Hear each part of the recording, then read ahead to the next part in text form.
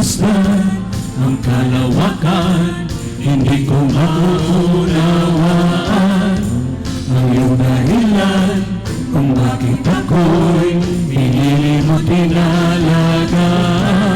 Di ko kayang isipin, hindi ko kayang sukatin ang pag-ibig mo, Jesus, na iyong binigay sa akin. Salamat, salamat, O Jesus, sa pag-ibig mo. Walang ibang nagmahal sa akin ng katulad mo. Salamat, salamat, O Jesus, sa pag-ibig mo. Ako'y magsasaya sa piling mo.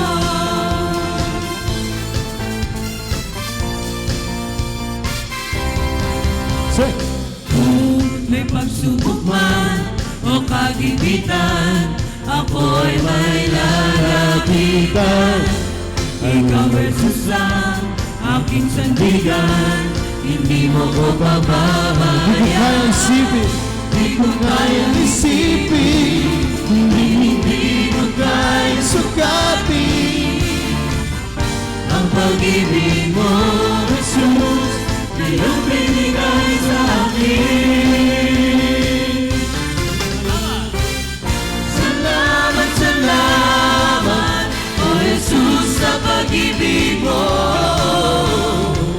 Walang ibang nagmahal sa akin ng katulad mo.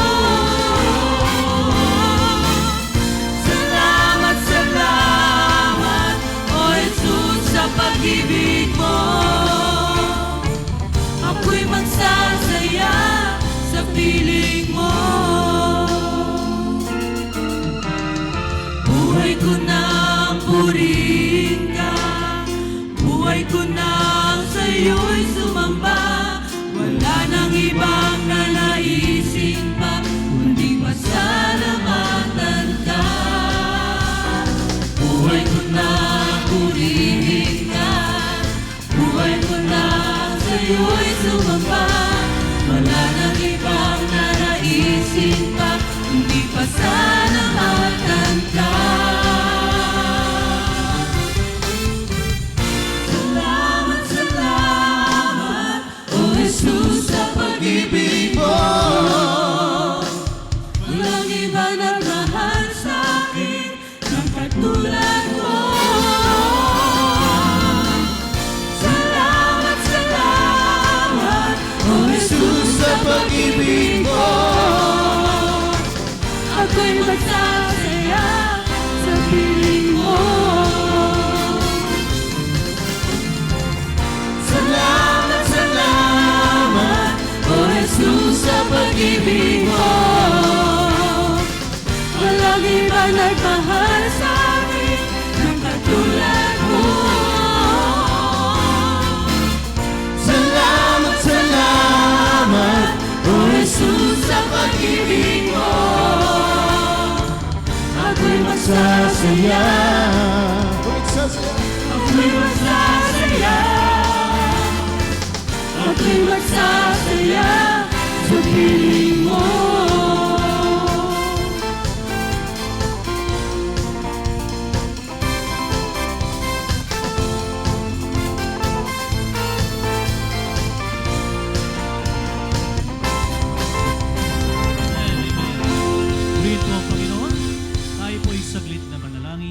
Panginoon aming Diyos, Diyos na makapangyarihan sa lahat. Maraming salamat po, Panginoon, sa biyaya ng buhay, ng pananampalataya, ng pag-ibig na binigay niyo po sa amin sa umagang ito. Muli po, Panginoon, naway kami maging karapat-dapat sa inyo. Hindi lang nagpupuri, hindi lang nag-aaral, kundi bagkos, Panginoon, na may bigay namin ang aming pinaka sa inyo sa hapon, sa umaga, sa araw na ito.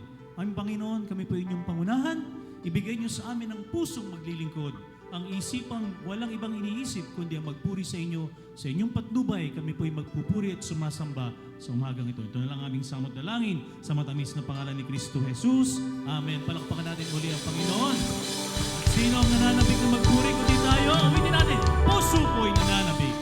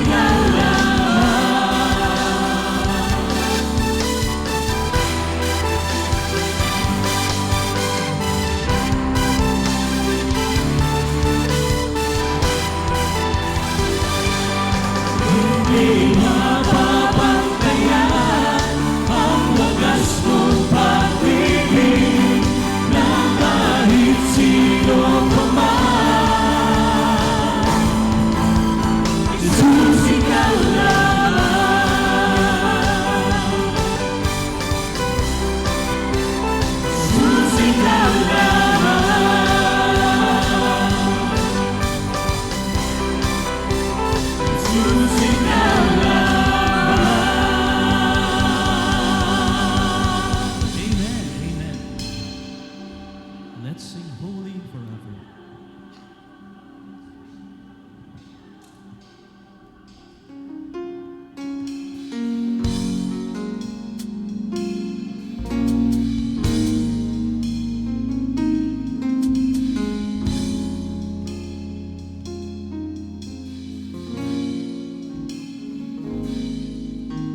Stars and generations falling down in worship, sing the song of ages to the Lamb.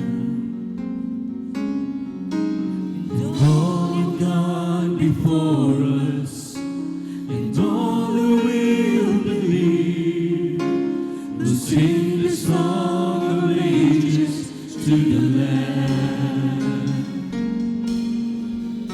Your name is the highest. Your name is the greatest. Your name stands above them all.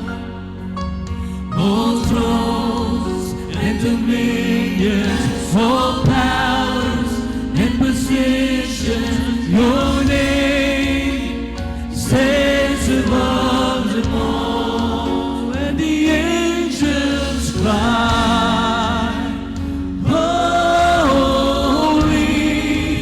All creations cries, holy. You were lifted high,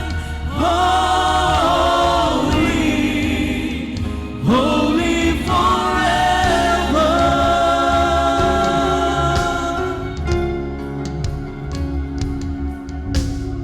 If you've been forgiven, and if you've been redeemed, sing the song forever to the Lamb.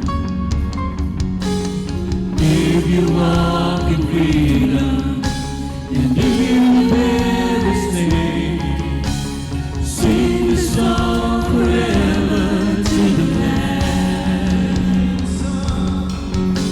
But sing the song forever and amen. And the angels cry, holy. All creations cry, holy. You were lifted high, holy, holy forever. Hear your people sing, holy, to the King of Kings.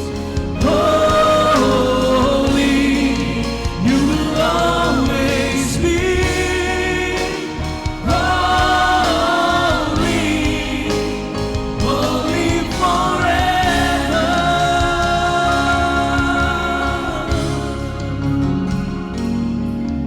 Your name is the highest. Your name is the greatest. Your name stands above them all.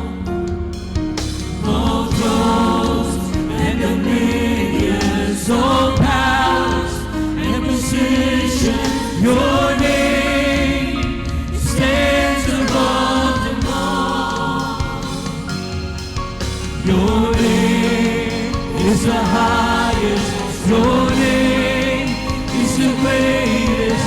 Your name stands above them all.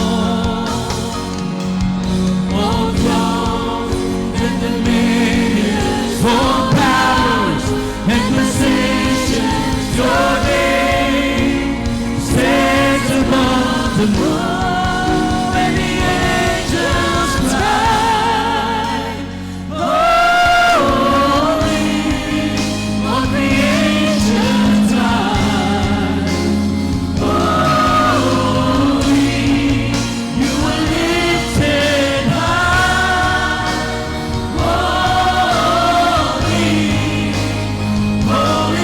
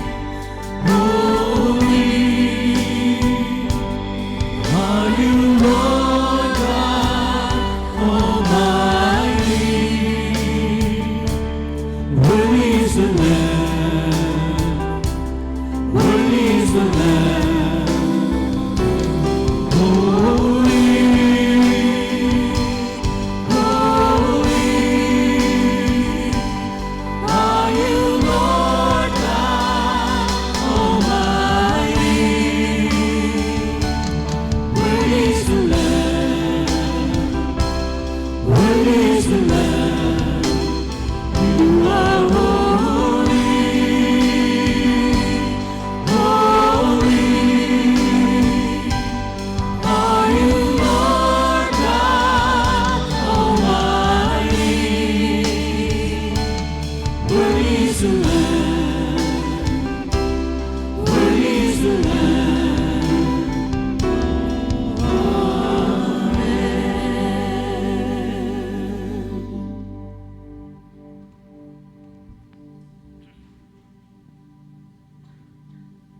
Handa po natin ang mga sarili sa pagbasa ng salitan. Paghariin ninyo sa inyong mga puso ang kapayapaang kaloob ni Kristo, sapagkat iyan ang dahilan kung bakit kayo tinawag sa isang katawan. Magpasalamat kayong lagi. Ang Ang salita ni Kristo'y hayaan ninyong lubusang manatili sa inyong puso. Turuan ninyong paalalahanan ang isa't isa na may buong karunungan, upang puso kayong umawit ng mga salmo, mga himno at mga awiting espiritual na may pasasalamat sa Diyos. At anuman ang inyong gagawin o sasabihin, gawin ninyong lahat sa pangalan ng Panginoong Yesus at sa pamamagitan niya ay magpasalamat kayo sa Diyos Ama.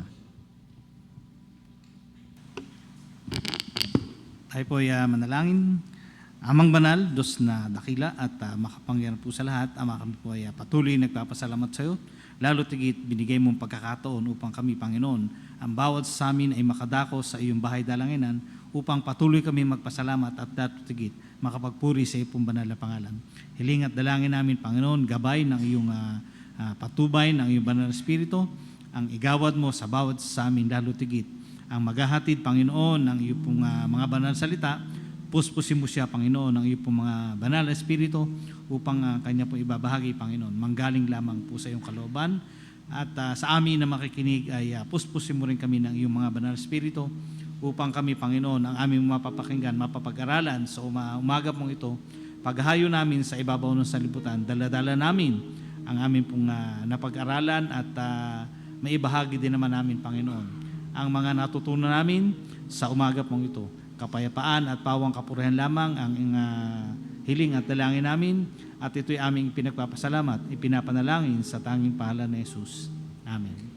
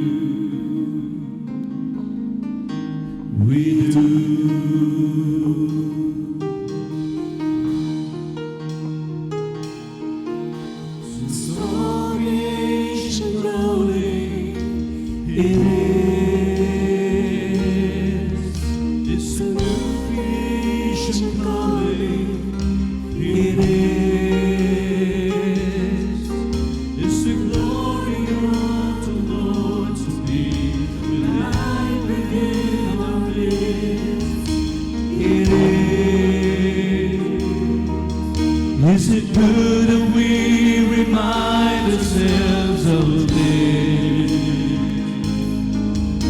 It is.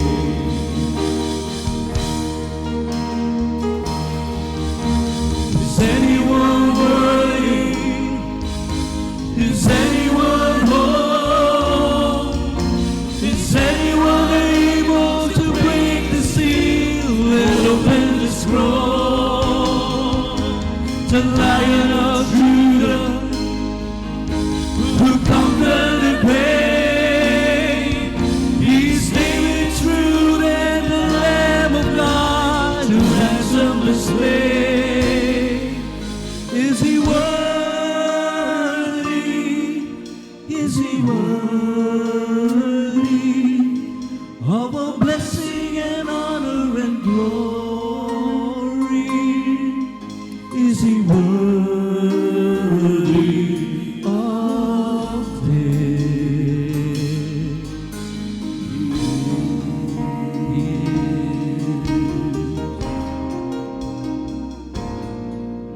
Does the Father truly love us?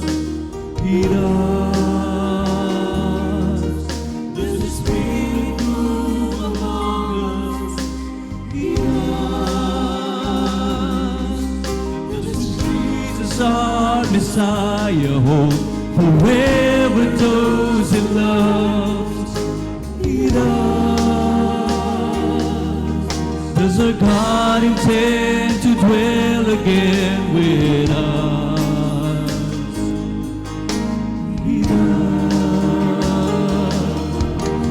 Is anyone worthy? Is anyone whole? Is anyone able to break the seal and open the scroll?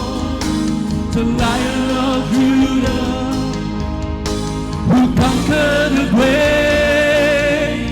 He's David's root and the Lamb died to ransom this faith. From every people and tribe, every nation and tongue, He has made us a kingdom and priest to God, to reign with the Son. Is He worthy? Is He worthy of all blessing and honor and glory? Is He worthy? Is He worthy? Is He worthy?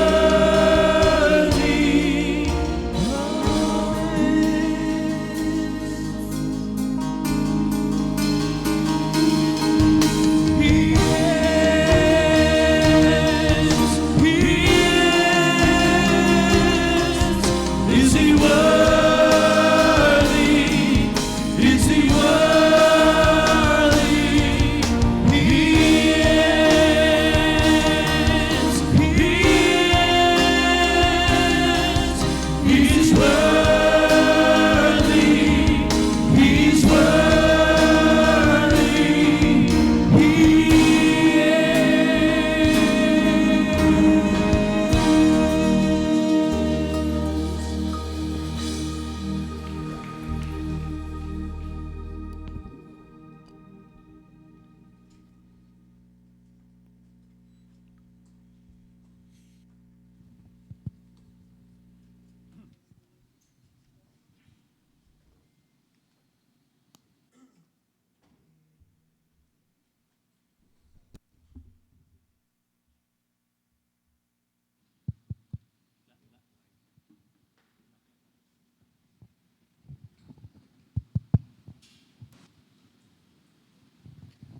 Magandang umaga po mga kapatid.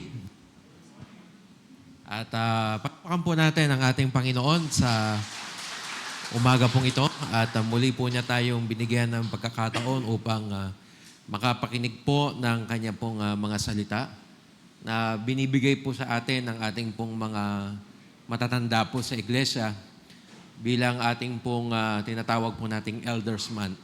At sa pagkakataon pong ito, sila po ay nagsasalita upang may handa din po tayo para po sa pagpapasalamat at yung ating pong natatanging Thanksgiving night na may tema po na God is worthy. At kanina nga po ay inawit yung ating pong theme song. At napakabuti po ng Diyos. Amen po ba doon? Karapat dapat lamang po na ibigay natin ang ating pong papuri, ang ating buhay para sa ating Panginoon. Para po ipakilala ang ating pong tagapagsalita para po sa umaga pong ito. Ang ating pong elder po na ito ay napakabuti po at napakasipag po na lingkod po ng Panginoon na naglingkod po ng ilang term bilang ating pong chairman po of the Board of Elders. At gayon din po, siya din po ang tumatayo po nating chairman po ng ating pong Finance Committee. Kaya po ating pong ihanda ang ating pong mga sarili sa pakikinig po ng mga salita niya mula po sa kanya pong lingkod, Brother Ernesto Moneda.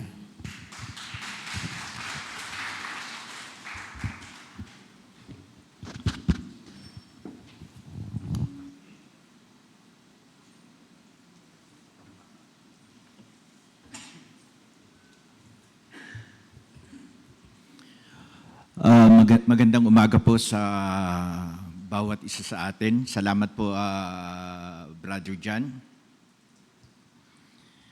Isa po mga malaking kagalakan at pagpapala para sa inyong lingkod ang maatasan na magbigay ng mensahe sa bawat isa sa atin sa umagang ito. Ang ating pong sermon sa umagang ito ay may pamagat na The Greatness of Gratitude. Ang kadakilaan ng pagpapasalamat. Makikita po natin sa ating monitor yung verse na ginamit po natin na matatagpuan po sa Colossians 3:15 to 17. Nais ko pong simulan ng ating mensahe sa isang katanungan. Tayo po ba ay mapagpasalamat sa ating Diyos? Ano po ba yung mga bagay na dapat nating ipagpasalamat sa ating Diyos? Ito po ba yung magagandang bagay, magagandang sitwasyon na na-enjoy po natin ngayon? Yung malakas po ating katawan, wala po tayong karamdaman, tumanggap po tayo ng mga biyaya, natupad na po yung matagal nating pinapangarap, katulad po nung nakapagtapos po tayo sa ating pag-aaral, nagkameron na po tayo ng trabaho. Yan naman po mga may trabaho, na-promote po tayo sa trabaho, nataasan po tayo ng sweldo. Marami pang bagay, magagandang bagay na nangyayari sa buhay natin. Kung tutuusin, itong bagay na ito ay mabilis po nating maipagpapasalamat sa Diyos. Pero hindi pa rin po natin nagagawa na magpasalamat sa Diyos. Unang-una po, baka po tayo yung masyadong nalilibang sa dami ng magagandang bagay na dumarating sa atin.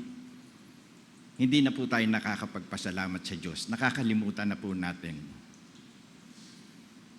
Pangalawa po, siguro po dahil masyado po tayong naniniwala sa ating kakayahan, na hindi po mangyayari itong mga bagay na ito kung hindi na sa ating pagsisikap. Kung sa magagandang bagay po na dumarating sa atin, hindi po natin nagagawang magpasalamat sa Diyos. Paano po kaya kung ang dadating sa atin ay hindi magagandang sitwasyon? Halimbawa po, nagkameron po tayo ng karamdaman, nagkameron po tayo ng sakit, dumaan po tayo sa pagsubok. Magagawa pa rin po kaya nating magpasalamat sa Diyos? Bilang isang Kristiyano at bilang isang mananampalataya, ugaliin po natin na maging mapagpasalamat sa Diyos. Whatever challenges we are facing right now, anuman pong sitwasyon meron tayo ngayon, good or bad, ugaliin po natin magpasalamat sa Diyos. Katulad po ng sinabi ng ating pastor, si Brother Justin, wala po tayong kontrol kung anong pwedeng mangyari sa ating mga buhay. Pero may kontrol po tayo kung paano po natin ito tutugunin. Kasama po ang ating Diyos. Sa mga sumusunod po, nababanggitin ko sa inyo, mababanggit po natin na napakapalad po ng bawat isa sa atin. Siguro po, bawat isa sa atin ay nagmamay-ari ng isang Biblia. Siguro sa tagal na po natin dito, meron na po tayong kanya-kanyang Biblia. Alam po ba natin na napakapalad natin na meron tayong Bible, mabilis po natin na-access ang salita ng Diyos. Alam niyo po ba na 1/3 po ng tao dito sa mundo, hindi po nila alam ang Bible. May mga bansa po na bawal po ang Bible doon. Napakapalad din po natin na gumising tayo ngayong araw na ito, taglay pa rin po natin yung buhay na patuloy na ipinapahiram sa atin ng Diyos. Napakapalad din po natin na hindi po natin nararanasan yung lupit ng digmaan. katulad po ng nadadanasan ng ibang bansa sa ngayon. Yun tayo ay makulong, yun tayo ay ma-torture, yun tayo ay magutom. Tulad po ni Apostol Pablo. Naranasan po ni Apostol Pablo ang makulong. Katunayan po nung sinusulat po niya itong Book of Colossians, siya po ay nasa kulungan. Pero sa kanyang mensahe, patuloy pa rin po niya ipinapangaral na maging mapagpasalamat po tayo sa Diyos. Napakapalad po natin na sa hapagkainan po natin, meron tayong pagkain, meron tayong damit na isinusuot, meron tayong pangsapin sa ating mga paa, meron tayong bahay na nasisilungan at natutulugan. Mapalad po tayo na meron po tayo ng mga bagay na ito. Sa panahon po natin ngayon na masyado ng advance ang technology, sa advertisement po sa TV, sa ating mga cellphone, makikita po natin yung magagandang bagay tulad ng mga bagong gadget, magagandang damit, magagandang sapatos, masasarap na pagkain, magagandang lugar. Ano po yung naglalaro sa isip natin pagka nakikita po natin mga advertisement na yun? Naglalaro po sa isip natin na sana meron akong ganun, sana meron ako nung ganito, sana makakain ako ng ganun, sana makapunta rin ako doon sa lugar na yon. Minsan po nararamdaman natin na nalulungkot tayo kasi wala po tayo ng mga bagay na yon. Pero hindi po natin nabibigyan ng pansin. Marami pong bagay na nasa atin na kahit hindi natin hinihiling sa Diyos, ibinigay na po sa atin. Marami po tayong bagay na nasa atin, pero hindi po natin siya napapansin. Bakit po kaya? Dahil po sa hindi tayo nakukontento. Hindi ko po alam kung normal po talaga sa tao yung hindi marunong makontento. Next slide, please.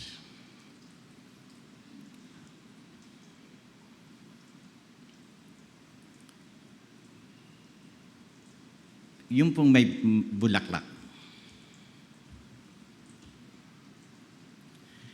Siguro po, hindi na po lingid sa atin yung bulaklak na yan. Yan po ay bulaklak ng rosas. Ano po ang meron sa bulaklak ng rosas? Ano pong katangian ng bulaklak ng rosas?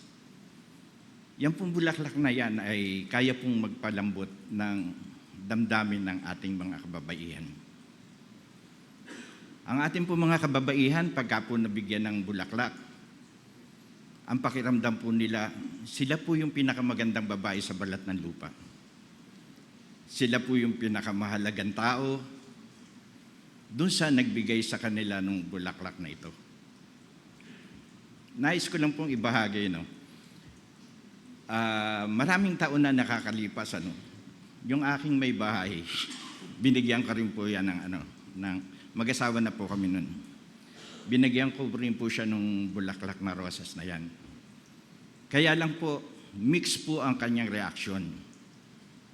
Nung ibinigay ko po sa kanya yung bulaklak na yan, maluha-luha pa po siya. Na-appreciate po niya yung effort ko na binigyan ko siya ng bulaklak. February po yun, Valentine yata yun. Pero unti-unti po nagbago po yung reaction niya. Parang naiiba po. Hindi na, parang nagagalit na po siya. Ang sabi po niya sa akin, bakit bumili ka niyan? Ang mahal-mahal niyan. Pambili na natin ng ulam yan. Bakit po pagkapanahon ng February, ang mahal-mahal po niyang na yan, yung bulaklak na yan. Side story lang po yun. Balik po tayo sa ating mensahe. Alam niyo po ba na sa kabila po ng katangian ng bulaklak na yan, may nasasabi pa rin po ang bawat isa sa atin. Minsan po sinasabi natin na parang ayoko na ng rosas kasi natutusok yung kamay ko nung tinik. Bakit po hindi natin isipin na nung una po, yan po isang tangkay laang na may tinik. Pero ang ginawa po ng Diyos, nilagyan po niya ng bulaklak sa dulo para ma-appreciate po natin yung ganda niyang bulaklak na yan. May mensahe pong hinihatid sa atin yung bulaklak na yan.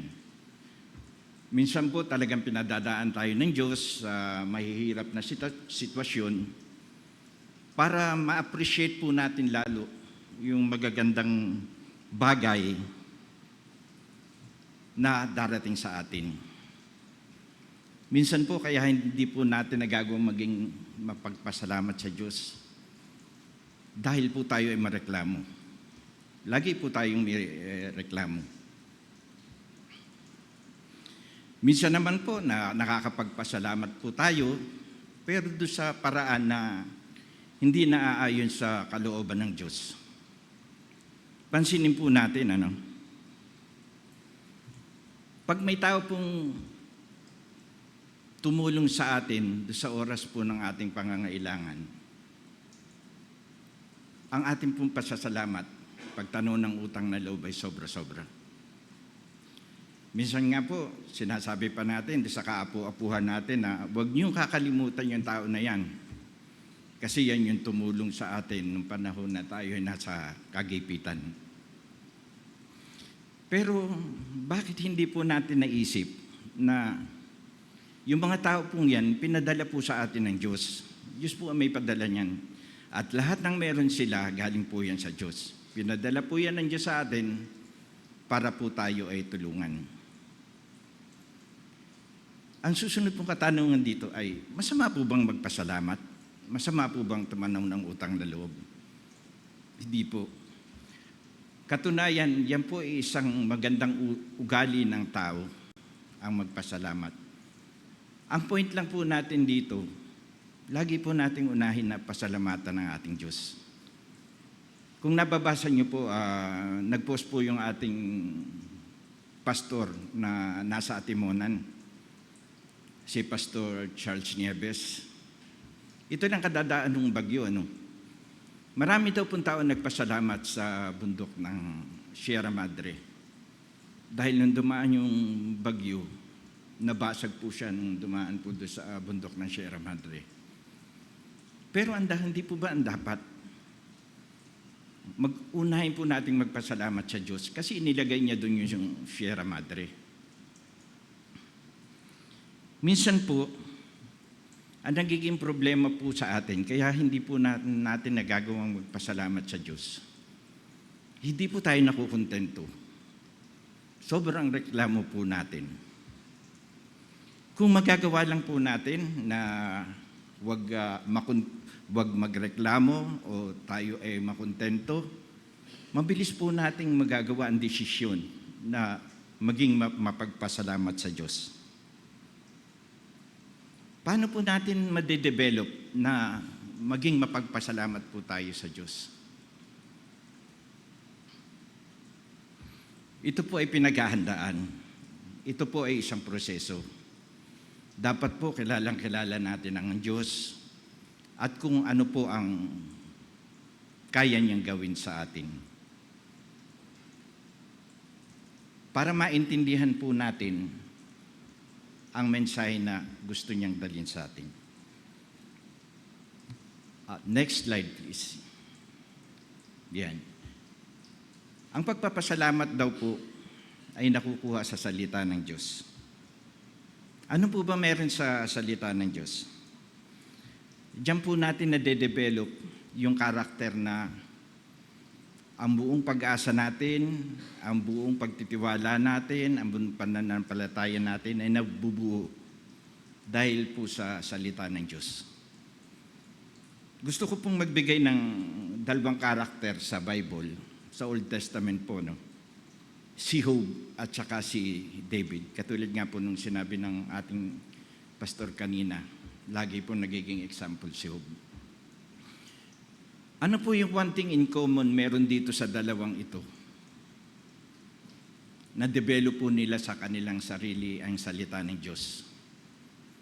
Nilagay po nila sa kanilang puso, na-develop po nila ang buong pagtitiwala at ang buong pag-asa nila sa ating Panginoon.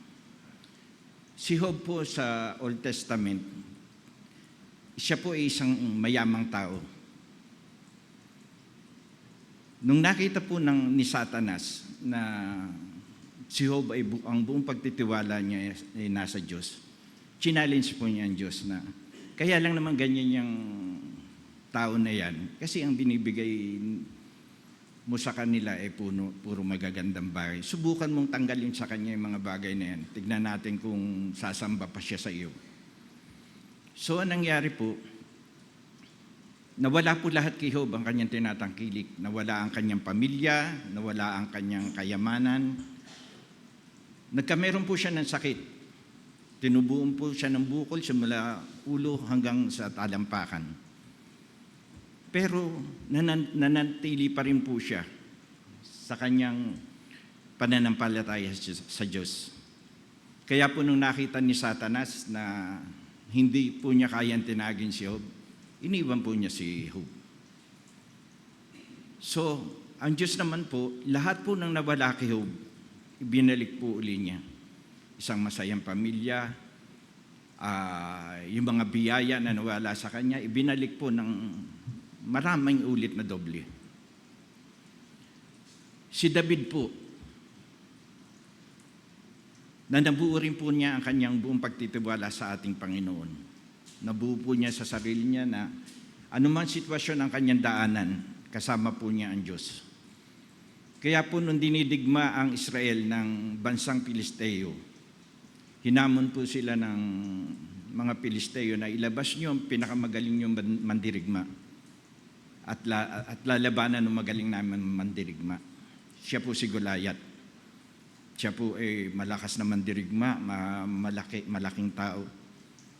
Wala pong naiharap sa kanya para lumaban kay Goliath.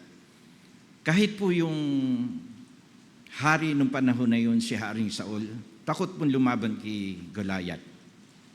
Pero dahil po si David po nung panahon na yun, buong buo po sa loob niya, ang kanyang pananalig sa Diyos at ang kanyang pagtitiwala, alam po niya na anuman po harapin niya, kasama po niya ang Diyos. Siya po ang humarap kay Goliath at tinalo po niya si Goliath.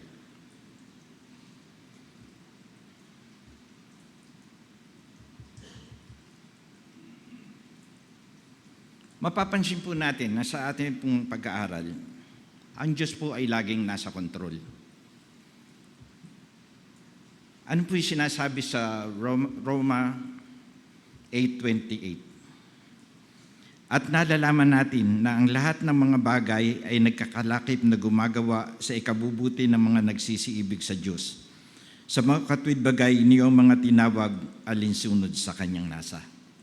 So, kung buo po ang pananalig po natin sa Diyos, lahat po ng sitwasyon na daraanan natin, kasama po natin ng Diyos. Number 3. Next slide, please. Ang pagpapasalamat po daw, ang pagsamba daw po sa Panginoon ay isang uri ng pagpapasalamat. Nais ko po uling magbigay ng mga ehemplo sa Old Testament na mga tao na sumamba sa Diyos bilang pasasalamat. Kanina kasama na rin po dyan si Job at si David. So since doon sa number 2 po ay lalaki po ang ating ginamit, dito po sa number 3, babae naman po ang ating gagamitin. Si Miriam po. Si Miriam po ay kapatid po ni Moises at ni Aaron. Sinamba po niya ang Diyos nung ilabas po sila ng Diyos sa Ehipto sa pagkakaalipin. Sumamba po siya sa Diyos sa pamamagitan ng pagsayaw at pagtugtog ng panderitas. Si Hana po ay nanay ni Samuel. Si Hana po ay isang tao na hindi nagkakaanak. Nung unang panahon po, pagka hindi kayo nagkakaanak, para po kayong isinumpa. Ang tingin po sa inyo ng tao, may ginawa kayong malaking kasalanan, kaya hindi po kayo nagkakaanak. Pero dahil sa paghiling po ni Hana sa Diyos, nabigyan siya ng anak. Binigay po sa kanya si Samuel. Bilang pagsamba po ni Hana sa Diyos, inialay po niya si Samuel sa templo. Iniwanan na po niya doon si Samuel upang maglingkod sa templo at sa ating Diyos. Si Elizabeth po ay nanay ni John the Baptist. Siya po yung naghanda ng daan ng ating Panginoong Hesukristo. Nung nagkausap po si Elizabeth at si Maria, sinamba po ni Elizabeth si Jesus kahit nasa tiyan pa po siya ni Maria. At ang last po sa ating ay ang pagpapagaling po sa 10 ketungin. In Luke 17, diyan po matutungayan po natin na pinagaling po yung 10 ketungin. Pero doon po sa 10 yun, nung pinahayo po sila ng ating Panginoon, pumunta kayo sa mga saserdote, ipakita nyo po sa kanila ang inyong pagaling. Nung nakita po nung isa na siya ay gumaling na, siya po ay bumalik sa ating Panginoong Hesukristo at sinamba po niya ating Panginoon bilang pasasalamat. Ang tanong po sa kanya ng ating Panginoon, hindi ba 10 kayo? Nasaan yung siyam? So nawa po, ang bawat isa po sa atin ay kabilang po tayo dun sa isa na bumalik at nagpasalamat sa ating Diyos. Bakit po napaka-popular nitong kwento na to? Ang pagpapagaling sa 10 ketungin. Ito ay pagpapatunay lamang po na sa kabila po ng maraming kabutihan na ginagawa sa atin ng Panginoon, marami pa rin po ang hindi talaga natututong magpasalamat. Sana po kabilang tayo doon sa isa na bumalik. Sa akin pong pagtatapos, isa pong muling katanungan. Paano po natin malalaman na tayo ay marunong nang magpasalamat sa ating Diyos? Number 1, dapat po nakikita ito sa ating buhay. Yung Christ-likeness, yun nga po yung sinasabi. Ang Diyos po nang nagpakita sa atin ng kabutihan sa pamamagitan ng pag-aalay ng kanyang buhay para ma-enjoy po natin ang biyaya ng kaligtasan. Kaya bilang pasasalamat po, dapat sundin po natin ang kanyang mga utos. May 2 utos, may 2 napakahalagang utos ang binigay sa atin ng ating Diyos. Una po ay mahalin natin ang Diyos una sa lahat. Pangalawa po ay mahalin natin ang ating kapwa.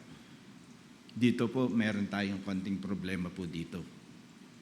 Siguro po yung mga kamag-anak natin, yung mga kaibigan natin, yung mga kapatid natin na gumagawa sa atin ng mabuti, siguro po, mabilis po natin magagawa yun, na mahalin sila.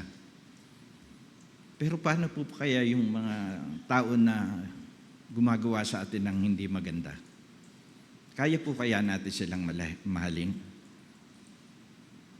Yung mga tao na sumasaksak sa ating likuran, nagsasalita ng hindi maganda sa atin, kaya po kaya natin silang mahalin?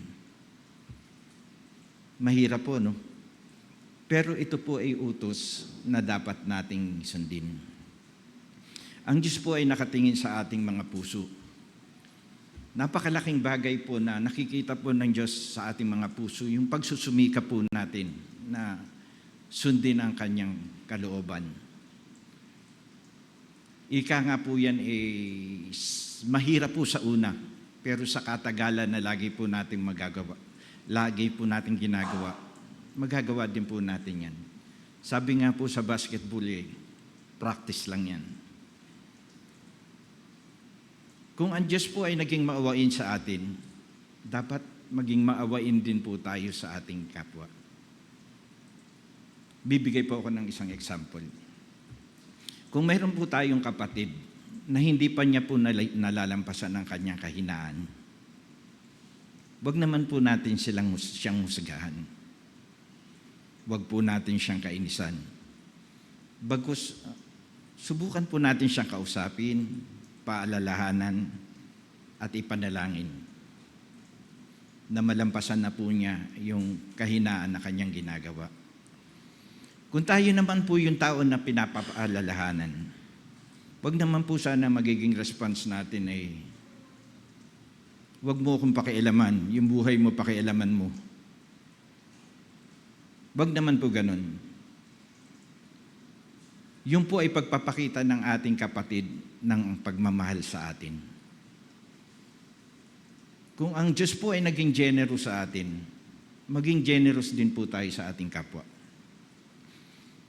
Kung nakikita po natin ang ating kapwa na may pangangailangan, at meron naman tayo, tulungan po natin. Malapit na po ang ating Thanksgiving Day. Kung naging generous po ang Diyos sa atin, maging generous din po tayo sa ating church. Alam po ba ninyo na ang ating Thanksgiving Fund, yan po yung nagko-cover ng ating mga expenses, lalo na yung mga special activities po natin. Sa Sunday School, dyan po natin kinukuha yung mga pinapakain natin sa mga bata, yung katatapos lang po nating Family Day, yan po ang kumocover yung ating Thanksgiving Fund. Sa ating pong mga kabataan na maginagan po sila na summer camp at sa ating mga maliliit na bata, may summer camp din po sila. Yan po ang tumutugon sa ating ano. Ito po ay yung mga activities na nagpapasigla po sa ating gawain. So, wag po tayong papayag na hindi tayo makasali dito. Maging generous po tayo. Physically and financially. Sa atin naman pong mga kapatid na nasa malalayong lugar, wag mong maging sagabal sa atin ang ating distansya. Inaanyayahan po namin kayo na makaisa po sa gawaing tulad nito. Tulungan po natin ang ating church. And lastly, ito'y napaka-importante din po. Hindi po tayo basta nakaupo dito. Kumbaga sa meron din po tayong tungkulin sa ating kapwa. Tungkulin po natin na ipakilala ang Diyos sa ibang tao, sa ating mga kamag-anak, sa ating mga mahal sa buhay. Kung meron pa po tayong mga malalapit sa atin na hindi pa nakakakilala sa Diyos, ibahagi po natin ito. Huwag po nating iasa ang lahat ng bagay sa ating mga pastor. Yan po ay utos ng Diyos sa bawat isa sa atin na ipakilala siya sa sanlibutan.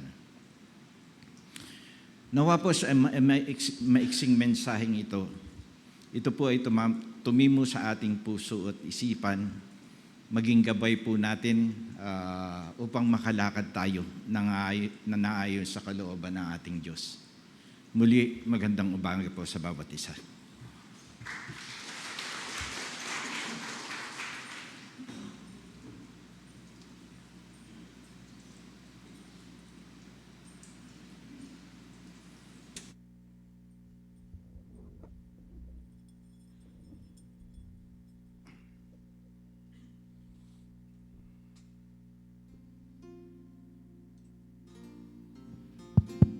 Muli po ay palakpakan po natin ang ating Panginoon sa napakagandang hamon po sa atin ng ating pong tagapagsalita.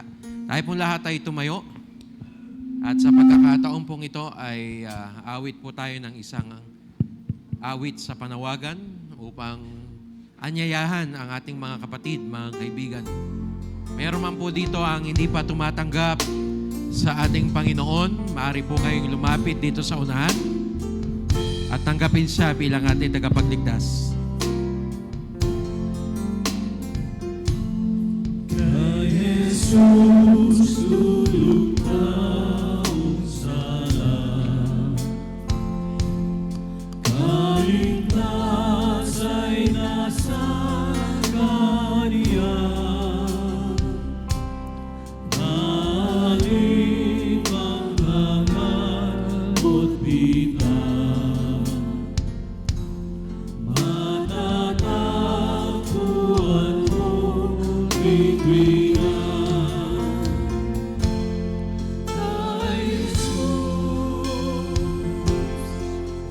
kapit na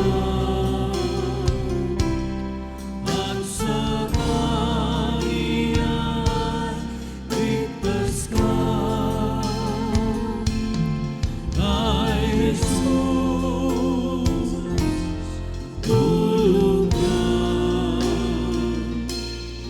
at sa Kanya buhay ka.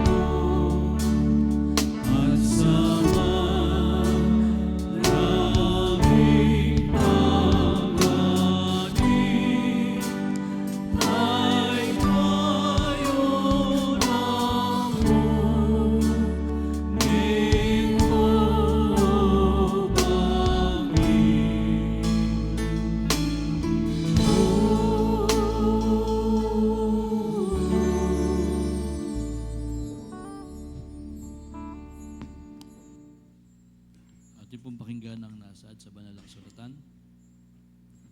Nang sumapit na ang oras, dumulog si Jesus sa hapag kasama ang kanyang mga apostol. Sinabi niya sa kanila, "Matagal ko nang hinahangad na makasalo kayo sa hapon ng Pampasko na ito bago ako magdusa. Sinasabi ko sa inyo, hindi na ako muling kakain ito hanggang sa ito'y maganap sa kaharian ng Diyos." Lumampot siya ng isang kopa at matapos magpasalamat sa Diyos, ay ibinigay iyon sa kanila at nagsabi, "Kunin ninyo ito at paghati-hatian. Sinasabi ko sa inyo, mula ngayon hindi na ako iinom nitong katas ng ubas hanggang sa pagdating ng kaharian ng Diyos." Lumampot din siya ng tinapay at matapos magpasalamat sa Diyos ay kanyang pinaghati-hati iyon at ibinigay sa kanila. Sinabi niya, "Ito ang aking katawan na inihahandog para sa inyo. Gawin ninyo ito bilang pag-aalaala sa akin." Gayun din naman, dinampot niya ang kopa pagkatapos magapunan at sinabi, "Ang kopang ito ang bagong tipan ng Diyos na pinagtibay ng aking dugo. Ang aking dugo ay mabubuhos alang-alang sa inyo." Tayo po ay manalangin. Dakilang Diyos na makapangyarihan po sa lahat, Ama, kami ay patuloy nagpapasalamat sa iyo.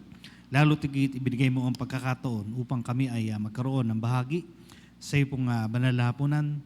Hiling at dalangin namin pagpapala ang igawad mo sa larawan ng ipong katawan, maging sa larawan ng ipong dugo. Pagpapala rin ang igawad mo sa bawat sa amin natatanggap ng ipong banal na hapunan. Anumang bagay, Panginoon, ang natagpuan mo sa amin, nang hindi po kalugod-lugod, ipatawad mo nga po, Panginoon, ang mga bagay na ito upang sa gagawin namin pagtanggap ng ipong banal na hapunan, maging karapat-dapat nga rin po kami. Ang mga bagay na ito, Panginoon, ay aming patuloy na pinagpapasalamat sa iyo at idinadalangin sa tanging pangalan ni Jesus. Amen.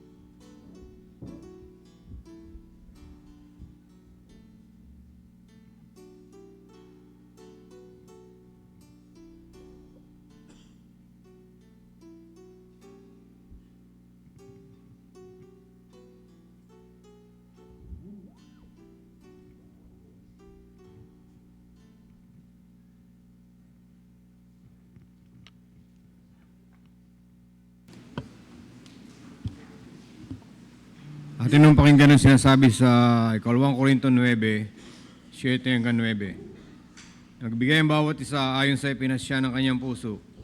Huwag mabigat sa loob o dahil sa kailangan, sapagkat iniibig ng Diyos ang nagbibigay ng masaya. At maaaring gawin ng Diyos na ang lahat ng biyaya ay magsisagana sa inyo upang kayo na mayroon laging buong kaya sa lahat ay magsipanagana sa bawat mabuting gawa. Gaya na nasa sulat, siyang nagsabog, siyang nagbigay sa mga duka, ang kanyang katuwiran ay mananatili magpakailanman. Purino tayo sa pagkabasa at pagkadinig ng kanyang banal na salita.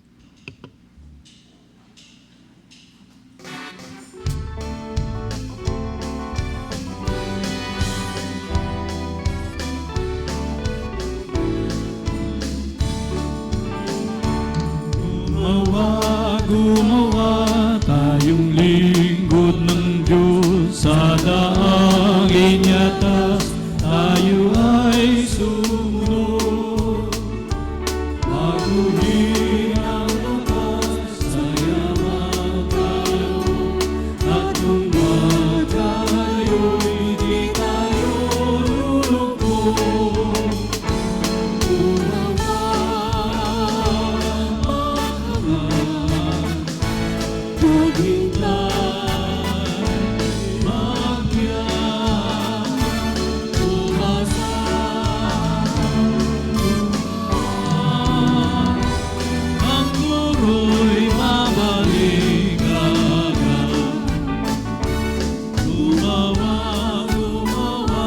Pusang ipakain ang nilay ang tinapay sa luparin.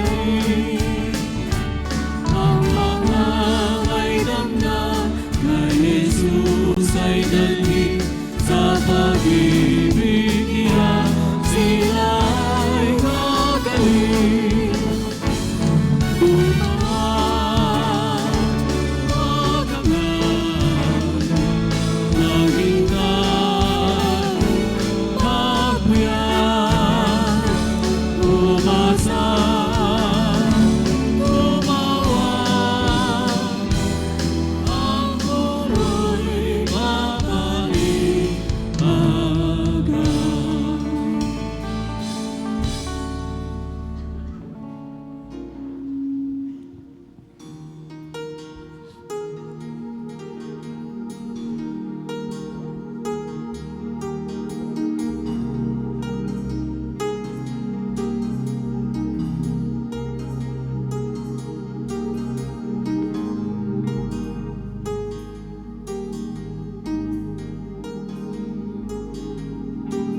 Do you feel the world is broken? We do. Do you feel the shadows deepen? We do. Do you know that all the dark will stop, the light will get it through? We do. Do you wish that you could see it all made new? We do.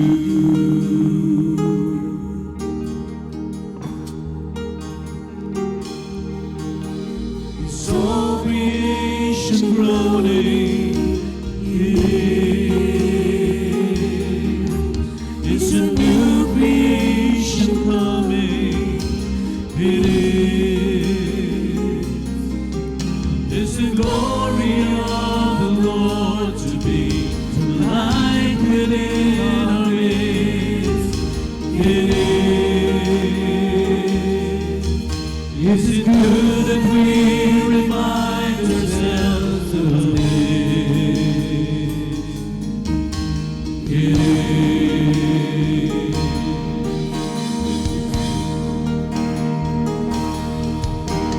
Is anyone worthy? Is anyone whole? Is anyone able to break the seal and open the scroll? The Lion of Judah, who conquered the grave, His name is true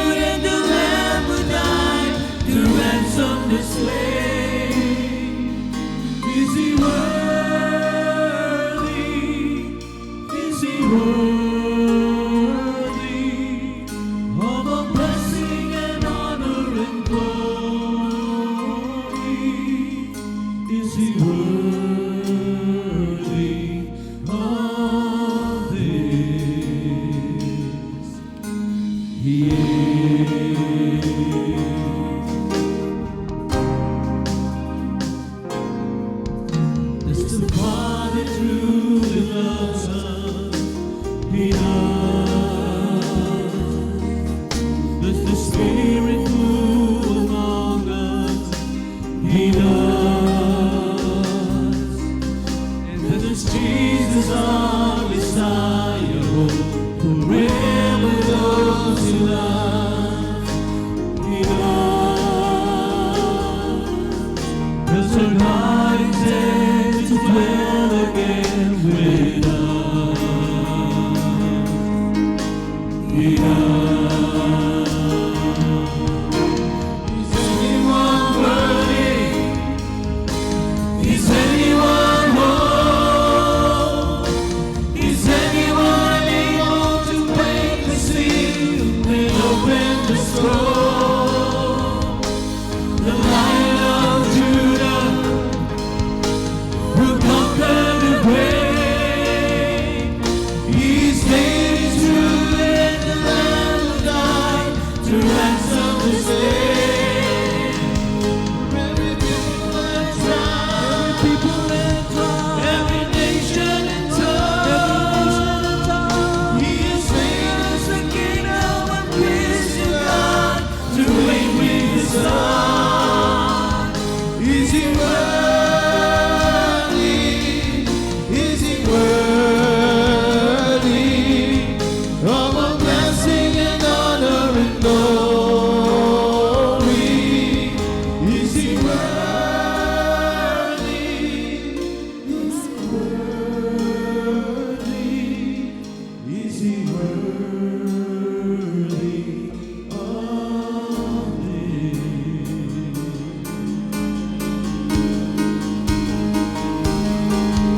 He is.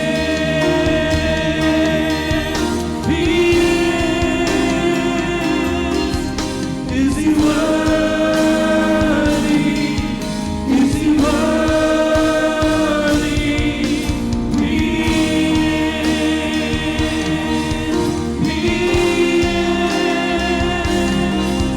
He's worthy. He's worthy.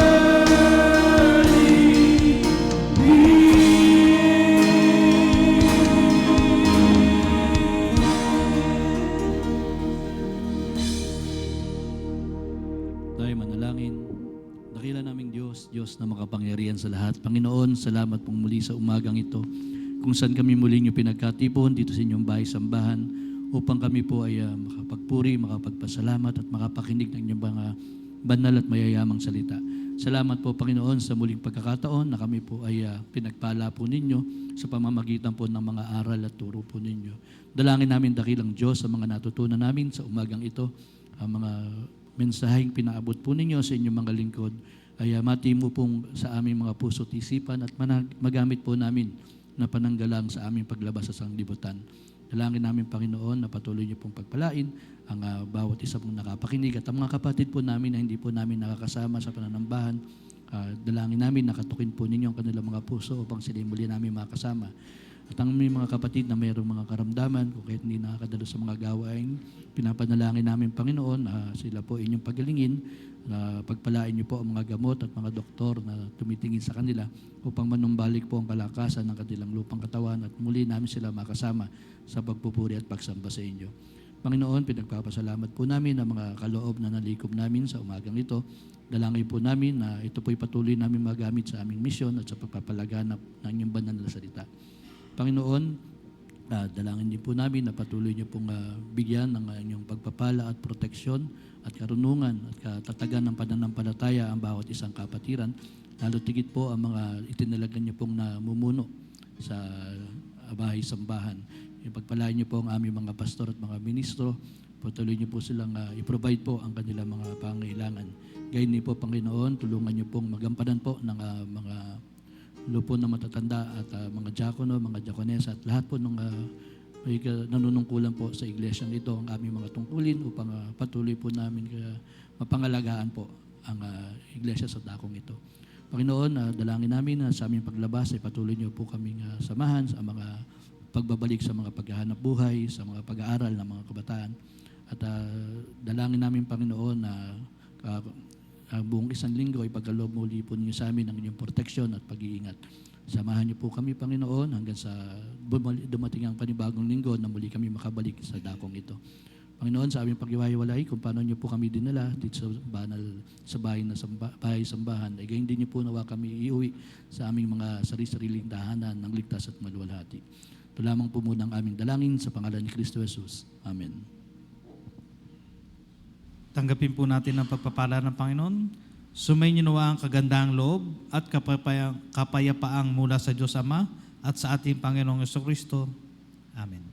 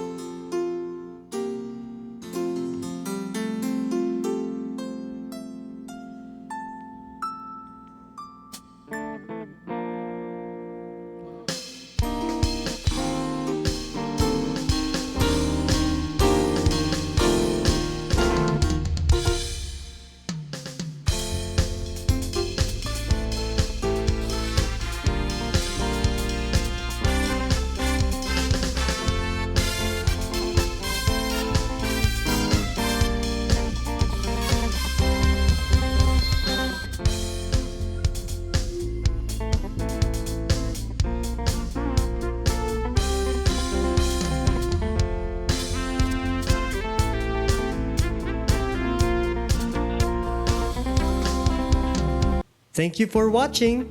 We are glad that you were with us in worshiping God. Please continue to share the word and live out the word. For more updates and daily inspirational messages, please follow all of our social media accounts. We are on Facebook, Twitter, Instagram, and YouTube.